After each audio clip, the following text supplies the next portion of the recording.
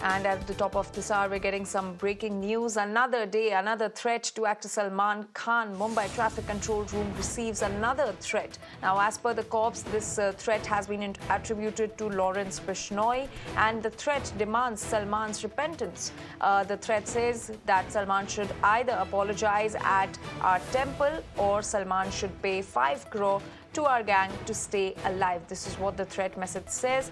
Police are on the lookout for the threat sender now. So another day, another threat to actor Salman Khan. Mumbai Traffic Control Room has received a fresh threat for Salman Khan. Now, as per the police, the threat is attributed to Lawrence Bishnoi, and the threat demands Salman Khan's repentance. Now, as per the threat message, it says Salman should either apologize at our temple or should pay 5 crores to our gang to stay alive. That's what the threat message says. Now, police are on the lookout for the threat sender.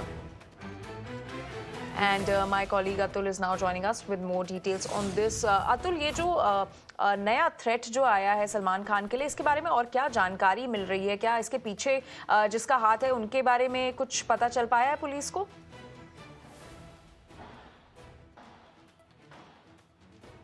जी देखिए, अभी ये जो sources हैं police के, उनका ये कहना है कि सोमवार शाम यानी मंडे की शाम को ये मैसेज आया था और वही ट्रैफिक कंट्रोल का जो सेल है मुंबई पुलिस का, उसी पर ये कॉल आया था और उसमें साफ तौर पर जो सामने वाले ने धमकी दी थी उसका ये कहना था कि वो लॉरेंस बिश्नोई का भाई है और 5 करोड़ की उसने फिरौती मांगी है और साथ ही जो बिश्नोई समाज का जो मंदिर है राजस्थान में, वहां पर जाकर माफी मांगने की मांग किया है और धमकी के साथ साथ ये भी कहा कि अगर मांग नहीं पूरी की गई तो फिर जो है उसका सलमान खान का भी हाल बाबा सिद्दीकी की तरह कर दिया जाएगा।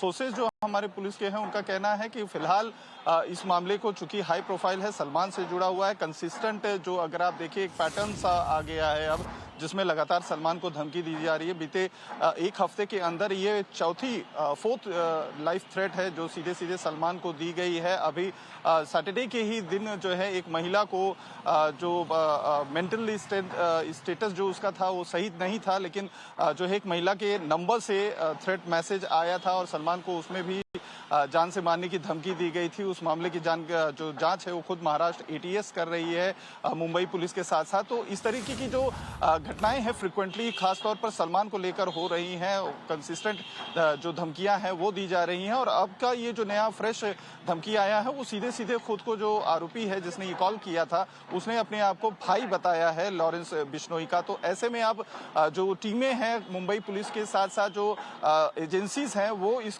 कॉलर को ट्रैक करना शुरू कर दी हैं।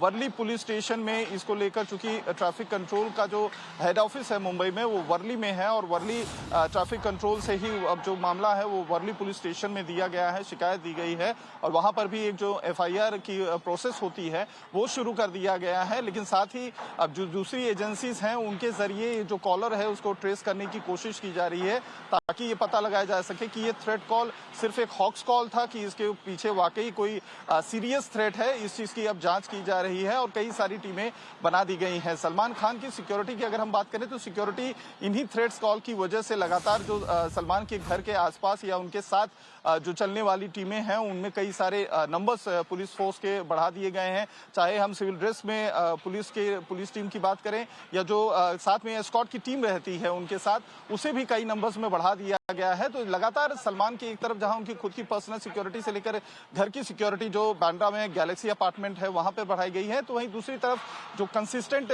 धमकियों का सिलसिला है सलमान खान को लेकर वो लगातार मुंबई की ट्रैफिक पुलिस को मिल रहा है, मुंबई पुलिस को मिल रहा है, जिसकी वजह से एक अलग तरीके का सरदर्द जो है अब बन गया है इस तरह के थ्रेट। लेकिन मामला चूंकि हाई प्रोफाइल है, सलमान से जुड़ा हुआ है, इसलिए इसको हल्के में नहीं लिया जा रहा है। आपका बहुत बहुत शुक्रिया इन सारी जानकारी के लिए। And with that we now shifting focus to the